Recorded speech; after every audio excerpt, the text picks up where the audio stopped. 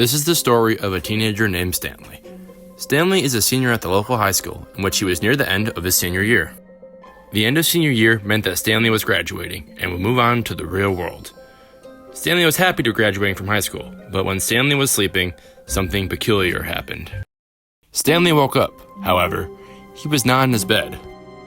Stanley was instead in a room with two doors. There was no sign of Stanley's classmates or his family. Stanley decided then that he would go out and search for them.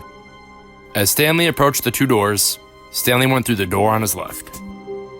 Stanley entered the door on his right, knowing that the door would not lead him to where he wanted to go. This hallway looked familiar to Stanley. It was the same hallway in his house, one that held many memories.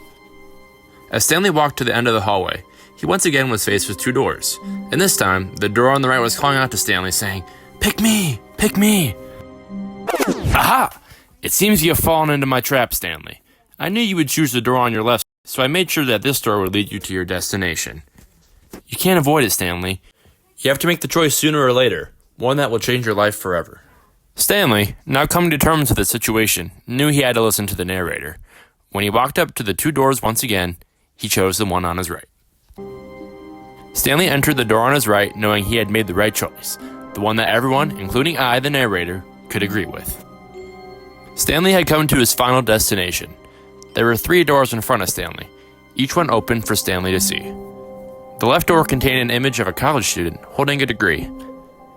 The second door had a person working hard at a job, likely one that didn't require a college degree. And the third door, the final door, was empty.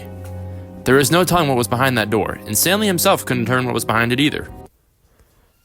You have to make a choice, Stanley. Your future depends on it. Making the wrong decision could change your life forever. I no longer can sway your decisions. This time, you have to make your own choice. Before the audience could see the choice that Stanley had made, Stanley had woken up. He was no longer in an imaginary world filled with doors that seemed to lead to pointless conclusions. Instead, he was sitting on his bed with a decision that he had chosen in his slumber that would change the way he lived his life forever.